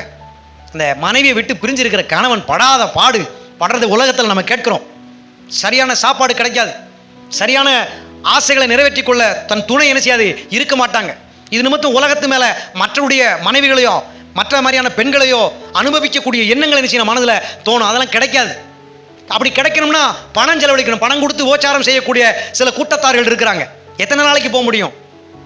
சொந்த மனைவினா பிரச்சனை கிடையாது. தேவன் அதற்கு தான் ஆண்டவர் என்ன செஞ்சாரு? இதெல்லாம் அறிஞ்சு மனிதன் தனிமையாக இருப்பது நல்லதல்லன்னு ஏற்பாடு செய்து கொடுத்தார். ஒரு நிலையை சொல்லுங்களேன். ஹல்லேலூயா. பிரிஞ்சு போறது ரொம்ப மோசங்க. மனைவி விட்டு கணவன் பிரிஞ்சிருக்கிற எத்தனை கணவன்மார்கள் நாயாப்பையா அலைஞ்சிட்டு இருக்கிறாங்க. எத்தனையோ மனைவிமார்கள் புருஷன் இல்லாம நாயாப்பையா அலைஞ்சிக்கிட்டு இருக்கிறாங்க. உலகமும் ஆசைகளை கொண்டு வந்துகிட்டே இருக்கு. இந்த செல்போன் ரொம்ப ரொம்ப மோசமா மாறி போச்சு. நல்லதுக்கு தான் பயன்படுத்தணும்னு கண்டுபிடிக்கும் பொழுது இப்ப அதிகமாக தீமைகளுக்கு தான் பயன்படுத்தி கொண்டிருக்கிறது. அதனால பிரிந்து போவது ரொம்ப ரொம்ப மோசம். ஒரு ஆட்டுக்குட்டியை ஒரு கூட்டத்திலிருந்து பிரிச்சுட்டீங்கன்னா கொடிய மிருகங்கள் வந்து அதை பட்சித்து போட்டுரும். ஹல்லேலூயா. நெருப்பிலிருந்து ஒரு கரியை எடுத்துட்டீங்கன்னா அது சீக்கிரத்திலே அணைஞ்சு போயிடும். அதுபோலதான் கிறிஸ்துவின் உடலிலிருந்து, கிறிஸ்துவின் சபையிலிருந்து ஒரு நபர் பிரிந்து போய்விட்டா அங்கே ஆவிக்குரிய மரணம் நடைபெறும். ஹல்லேலூயா. கெர்ச்சிக்கிற சிங்கம் வந்துடும், சாத்தான் வந்துடுவான், பிசாசு வந்துடுவான், பழைய பாவங்களை புகுத்துவான், பழைய வாழ்க்கையை கொடுப்பான். கடைசியில் பாவம் சாபமாக மாறி முற்றிலுமான அழிவுக்கு நேராக என்ன செய்யும்? போயிடும். துன்மார்க்க ஜீவியம் வந்துடும். பைபிள் சொல்வது உண்மை என்று ஆயிரும். துன்மார்க்கன் வேரோடு அறுப்புண்டு போவான் அப்படின்னு போட்டிருக்கு. தன் வாழ்க்கை கடைசி வரைக்கும் நிலையா நிற்கணும் அப்படின்ட்டு துன்மார்க்கன் கையோட கை கோர்த்தாலும் அவன் என்ன செய்வான்? வேரோடு அறுப்புண்டு போயிடுவான் அப்படின்னு பைபிள் சொல்லுது. ஹல்லேலூயா. ஹல்லேலூயா. அப்ப தேவனோடு இணைந்திருப்பதுதான் நீதியான வாழ்க்கை. ஆமென். கிறிஸ்துவின் சபையிலே ரத்தம் சிந்தி சம்பாதித்து வைத்த சபையிலே நிலையாய் நிற்பதற்கு நபருக்கு பேர் தான் நீதிமான். ஆமென். பிரிந்து போகிறவன் துன்மார்க்கனாய் இருக்கிறான். ஆமென். ஹல்லேலூயா. ஹல்லேலூயா. கர்த்தர் சொல்லுகிறார், என்னிடத்தில் நிலைத்திருங்கள், என் வார்த்தையினிடத்திலும் நிலைத்திருங்கள். ஒரு செடியிலே நீங்கள் கொடியாக படர வேண்டும். தனித்து விடப்பட்ட கிளையாக இருந்தால் நீங்க எப்படி கனி கொடுக்க முடியும்?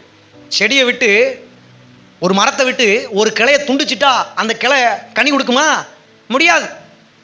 அப்போ ஒரு மரத்திலே கிளையாக இருந்தால் மரத்தோடு இணைந்திருக்க வேண்டும். ஒரு கொடியாக இருந்தால் அந்த கொடியில இணைந்திருக்க வேண்டும்.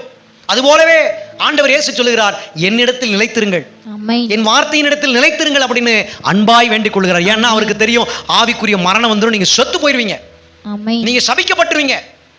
இன்னார் வம்சம் இப்படி இருந்துச்சுன்னு சொல்ற அளவுக்கு யாருமே இருக்க மாட்டாங்க, மொத்தமா அழிஞ்சு போயிடுவாங்க அப்படின்னு கர்த்தர் முன்னமே அறிந்து யோவான் 15ஆம் அதிகாரம் 4ஆம் வசனத்துல இப்படி சொல்லி எச்சரிக்கின்றார். ஹல்லேலூயா. ஹல்லேலூயா. ஹல்லேலூயா. அப்ப பிரிந்து போவது மோசமானது. நல்ல கனி கூடாத மரம் எல்லாம் வெட்டுண்டு அக்கினியிலே போடப்படும். கோதுமை பிரித்து களஞ்சியத்திலே சேர்க்க வேண்டும் என்று ஆசைப்படுகிறார். அறுவடை மிகுதிய வேலை ஆட்களோ குறைவு. வெளியிலே தானியங்கள் வளர்ந்து நிற்கின்றன. அந்த தானியங்களை எல்லாம் கொண்டு வந்து ஆண்டவர் களஞ்சியமாகிய சபையிலே சேர்க்க வேண்டும். சபையிலே சேர்க்கப்பட்டு அவர்கள் மேல் இருக்கின்ற பதரை நீக்கணும். ஒரு கோதுமை மணியில மேல இருக்கக்கூடிய பதரை நீக்கினா தான் அதை அரைச்சு மாவாக்கி அதை ஒரு ரொட்டியை சுட்டு எரிச்ச முடியும், சாப்பிட முடியும். அது பிரயோஜனம் உள்ளதா இருக்கும். அப்ப பதர் நீக்கப்பட்டா தான் அது நல்லா இருக்கும் சாப்பிடுறதுக்கு. அப்ப பதரை நீக்கக்கூடிய ஒரு வேலையை கர்த்தர் இங்க வைத்திருக்கிறார். ஹல்லேலூயா. செடி வளர்வதற்கு களைகள் பிடுங்கப்பட வேண்டும். களைகள் ஆபத்தா இருக்கிறது செடிக்கு. அப்ப நல்ல கனி கொடுக்கும்படி ஆண்டவர் செடி கொடிகளை என்ன செய்யறாரு? சுத்தம் பண்ணுகிறார். நல்ல தண்ணீர் பாய்ச்சுகின்றார், உரங்களை போடுகின்றார். தேவன் எதிர்பார்க்கிற ஒரு வாழ்க்கை வர ஆசைப்பட்டு கொண்டிருக்கின்றார். ஹல்லேலூயா. எனக்கு அருமையானவர்களே, தேவனுடைய சரீரத்தில் பிரிந்து போக வேண்டும் நினைக்காதிருங்கள். கிறிஸ்துவின் சரீரமாகிய சபையிலே தேவன் உங்களை அவர் ஒரு உறுப்பாக ஒட்ட வைத்திருக்கின்றார். நீங்கள் கையா இருக்கலாம், நீங்கள் காலா இருக்கலாம், கண்ணா இருக்கலாம், நீங்கள் வாயா இருக்கலாம், செவியா இருக்கலாம், கால்களா இருக்கலாம். ஏதோ ஒரு அவயமாக உங்களை வைத்திருக்கிறார். தயவு செய்து பிரிந்து போகாதீர்கள். உலகத்திலே போய் மரித்து விடாதீர்கள். அல்லேலூயா. நன்மையும் தீமையும் உங்கள் முன்னே வைக்கப்பட்டிருக்கிறது. நன்மையை பிடித்துக் கொள்ளுங்கள், தீமையை விட்டு விடுங்கள். இருளையும் வெளிச்சத்தையும் உங்கள் முன்னே வைக்கிறார். வெளிச்சத்திற்குள் வாருங்கள், நீங்கள் ஒளி வீசுங்கள். மரணத்தின் ஜீவனை உங்கள் முன்னே வைத்திருக்கின்றார். ஜீவனை பிடித்துக் கொள்ளுங்கள். மரணம் இல்லாத ஒரு வாழ்க்கையை கர்த்தர் தருவார். நித்திய ஜீவ வாழ்க்கையை தருவார். அல்லேலூயா. ஹல்லேலூயா. அல்லேலூயா. மரணம் இருக்கிறது. பிரிந்து போனால் மரணம், பிரிந்து போனால் பாவம், பிரிந்து போனால் சாபம், பிரிந்து போனால் வேரோடு அறுப்புண்டு போகிற ஒரு நிலைமை. அக்கினியில் போடப்படும், சுட்டு எரிக்கப்படும். இதையெல்லாம் கர்த்தர் ஒரு அபாய எச்சரிக்கை செய்தியாக நம்மிடத்தில் பேசுகின்றார். காரணம் கடைசி காலமாய் இருந்து கொண்டிருக்கிறது. அல்லேலூயா. அப்ப மறுபடியும் ஆண்டவர் சொல்லுகிறார், எச்சரிக்கை, பிரிந்து போகாதே. பிரிந்து போனவர்களை பற்றி கவலைப்படாதே. பிரிந்து போனவங்களை பத்தி கவலைப்பட தேவையில்ல. ஆண்டவர் வார்த்தையில சொல்லிட்டார். என்ன சொல்றாரு? 1 யோவான் 2ஆம் அதிகாரம் 18-19 வாக்கியத்துல, இது கடைசி காலமாய் இருக்கிற அந்தி கிறிஸ்து வருகிறான் என்று நீங்கள் கேள்விப்பட்டபடியே இப்பொழுதும் அநேக அந்தி கிறிஸ்துகள் இருக்கிறார்கள். அதனாலே இது கடைசி காலம் என்று அறிகிறோம். ஏன் அந்தி கிறிஸ்துவ பத்தியும் கடைசி காலத்தை பத்தியும் தெரிஞ்சுக்கணும்னா, கிறிஸ்துவின் சரீரமாகிய சபையை விட்டு பிரிந்து போகிறவர்கள் தான் அந்தி கிறிஸ்து. யாரெல்லாம் சபையை விட்டு பிரிஞ்சு போறாங்களோ அவங்க அந்தி கிறிஸ்து. யாரெல்லாம் கிறிஸ்துவனுடைய ஊழியத்தை விட்டு பிரிஞ்சு போறாங்களோ அவர்கள் அந்தி கிறிஸ்து. யாரெல்லாம் ஜப கூட்டத்தை விட்டு பிரிஞ்சு போறாங்களோ அவர்களெல்லாம் அந்தி கிறிஸ்து. யாரெல்லாம் சத்தியத்தை விட்டு பிரிந்து போறார்களோ அவர்களெல்லாம் அந்தி கிறிஸ்து. காரணம், இது கடைசி காலமாக இருக்கிறது. அன்றைக்கு அந்தி கிறிஸ்து இருக்கிறது போல இன்றைக்கும் அநேக அந்தி கிறிஸ்து இருக்கிறாங்க. யார் அவங்க? பிசாசு மாதிரியே இருக்கக்கூடியவங்க. யாரு? எல்லாமே தெரிஞ்சுக்கிட்டு பிரிஞ்சு போறவங்க. சுய ஆசையினால் பிரிஞ்சு போறது, பேர் பெருமையினால பிரிஞ்சு போறது, தன் எண்ணம் நிறைவேறவில்லை என்று பிரிந்து போவது, ஆவிக்குரிய சோர்வி நிமித்தம் பிரிந்து போவது. இதெல்லாம் எதற்கு அடையாளம்? கடைசி காலத்துக்கு அடையாளம், அந்தி கிறிஸ்துவுக்கு அடையாளம். இவர்கள் தான் அவர்கள் என்று ஆண்டவர் வெட்ட வெளிச்சம் போட்டு வேதத்திலே நமக்கு காட்டி கொடுத்திருக்கின்றார். அல்லேலூயா. ஹல்லேலூயா. ஹல்லேலூயா. அப்ப நாம் கிறிஸ்துவின் சாயலாய் இருக்கிறோம். ஆமென். கர்த்தரை மகிமைப்படுத்த வேண்டும். ஆமென். ஹல்லேலூயா. ஹல்லேலூயா. பிரிந்து போனவர்கள் கிறிஸ்துவிடம் இல்லை. கிறிஸ்துவிடம் இல்லாதவரே பிரிந்து போகிறார்கள். அவர்கள் ஜீவனில் இல்லை. ஜீவனில் இல்லாதவர் நித்திய ரட்சிப்பில் இல்லை. அதனாலே அவர்கள் பிரிந்து போகிறார்கள். இயேசுவோடு இல்லாதவனுக்கு எப்படி நித்திய ரட்சிப்பு கிடைக்கும்? பிரிந்து போகிறவர்கள் நித்திய ரட்சிப்பை விட்டு பிரிந்து போகிறார்கள். எனக்கு அருமையானவர்களை, நீங்கள் பிரிந்து போகாதிருங்கள். இறுதி வரை கர்த்தருக்காக நில்லுங்கள். ஆமென். ஆகையால் சாத்தான் எந்த சோதனையாலும், உலகம் எந்த ஆசையாலும், மனம் எந்த சோர்வாலும் இருந்தாலும் கிறிஸ்துவை விட்டு பிரிந்து போகாதிருங்கள். ஆமென். ஆண்டவர் உங்களை பார்த்து இருகரம் கூப்பி அவர் கெஞ்சி கேட்கிறார், என்னுடைய சரீரத்தை விட்டு பிரிந்து போகாதீர்கள் என்று கேட்கின்றார். ஆமென். ஹல்லேலூயா. ஹல்லேலூயா. நாம் என்ன செய்ய வேண்டும்? ஆண்டவரிடத்தில் கேட்டால் பதில் இருக்கிறது. அப்போஸ்தலர் 2ஆம் அதிகாரம் 42ஆம் வசனத்தின்படி, மற்றவர்கள் பிரிந்து போவார்கள், அவர்கள் அந்தி கிறிஸ்து, இது கடைசி காலம். நான் என்ன செய்ய வேண்டும்? நான் சத்தியத்தில் நிலைத்திருக்க வேண்டும். ஹல்லேலூயா. ஜெபத்தில் நிலைத்திருக்க வேண்டும். லூக்காவினுடைய புத்தகம், அதிலே ஆண்டவர் சொல்லுகின்றார், நாம் ஜெபத்தில் நிலைத்திருக்க வேண்டும். ஹல்லேலூயா. எபேசியர் 4ஆம் அதிகாரம் 3ஆம் வசனத்தில் சொல்லுகின்றார், சபையில் ஒற்றுமையில் நாம் நிலைத்திருக்க வேண்டும். ஆமென். யோவான் 15ஆம் அதிகாரம் 9ஆம் வசனத்தில் சொல்லுகின்றார், கிறிஸ்துவுடைய அன்பில் நிலைத்திருக்க வேண்டும். ஆமென்.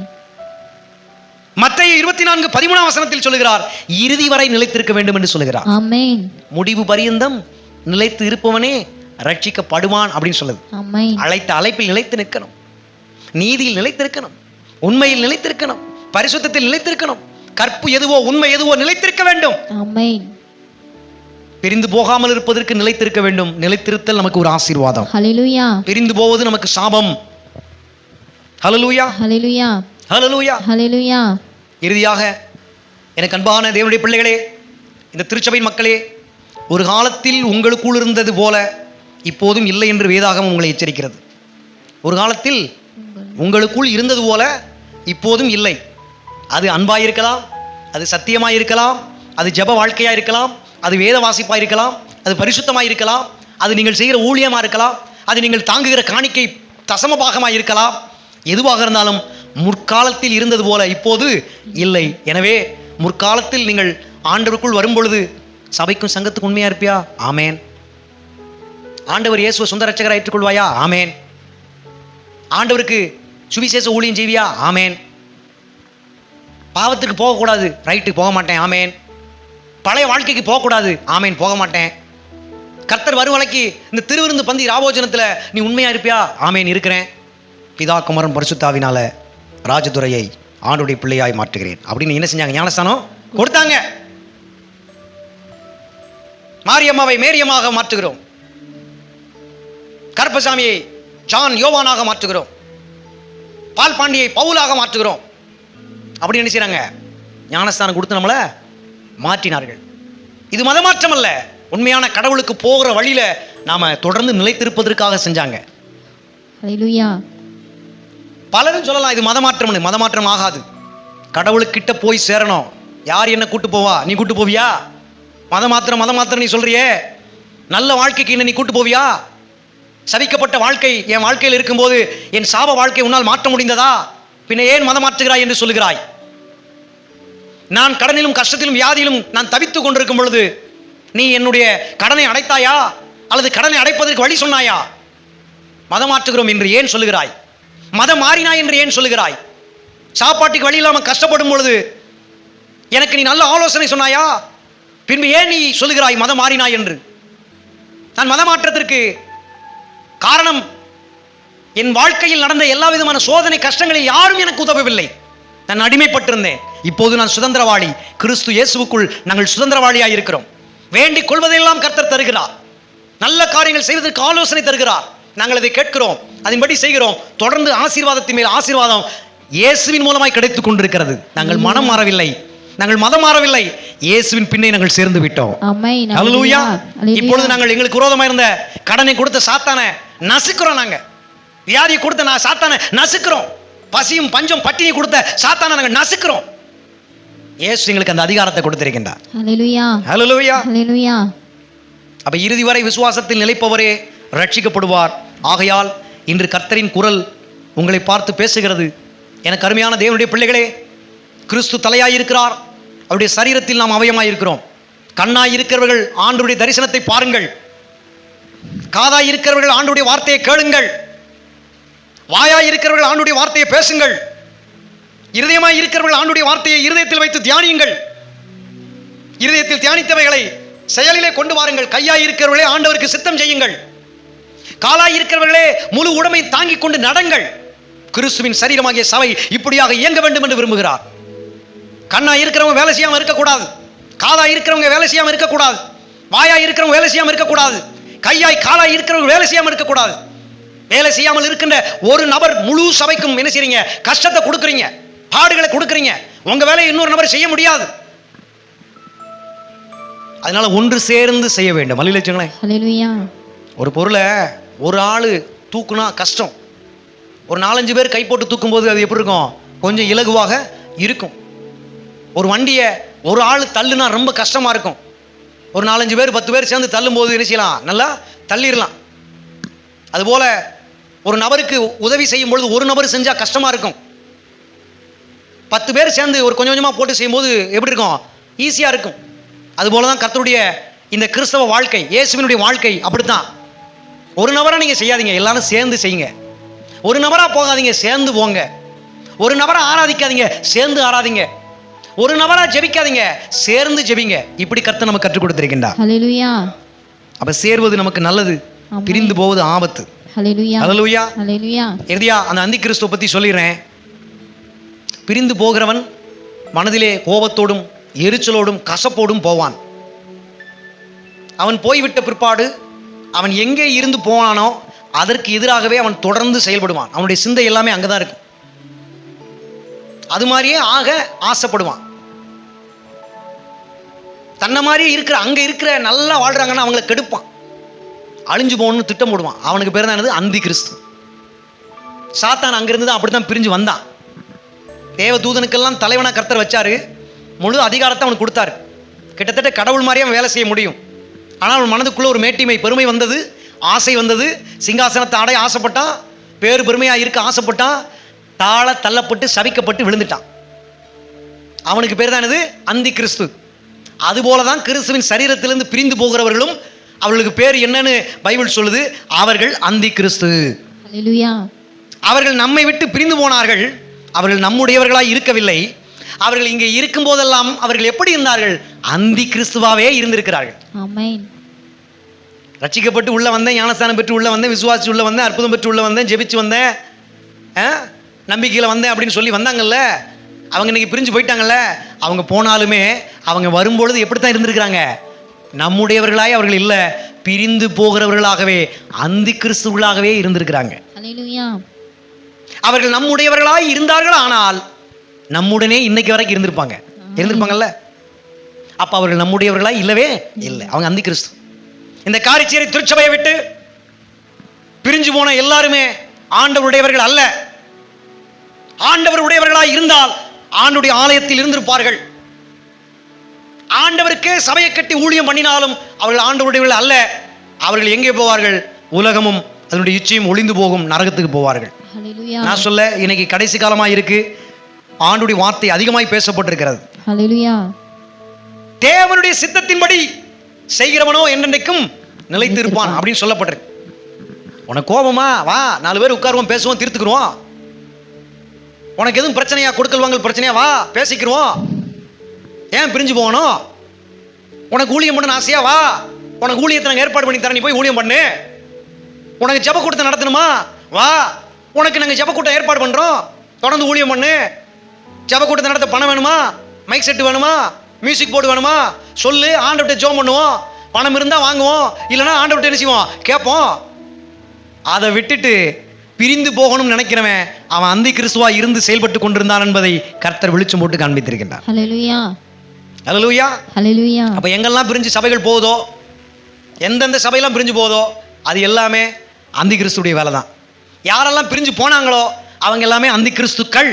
அவங்க இயேசு கிறிஸ்துனுடைய பிள்ளைகள் அல்ல, அல்ல, அல்ல, அல்லன்னு ஆண்டவர் இன்னைக்கு திட்டமாய் பேசிட்டார். ஹல்லேலூயா, ஹல்லேலூயா, ஹல்லேலூயா. இறுதியாக நாம் என்ன செய்யணும் அப்படின்னு சொல்லும்போது, சத்தியத்தை நீங்கள் அறியாததினால் அல்ல, நீங்கள் சத்தியத்தை அறிந்திருக்கிறதினாலும் சத்தியத்தினால் ஒரு பொய்யும் உண்டாயிராது என்பதையும் நீங்கள் அறிந்திருக்கிறதினாலும் உங்களுக்கு இவைகளை ஆண்டவர் இன்றைக்கு பேசியிருக்கின்றார். ஹல்லேலூயா.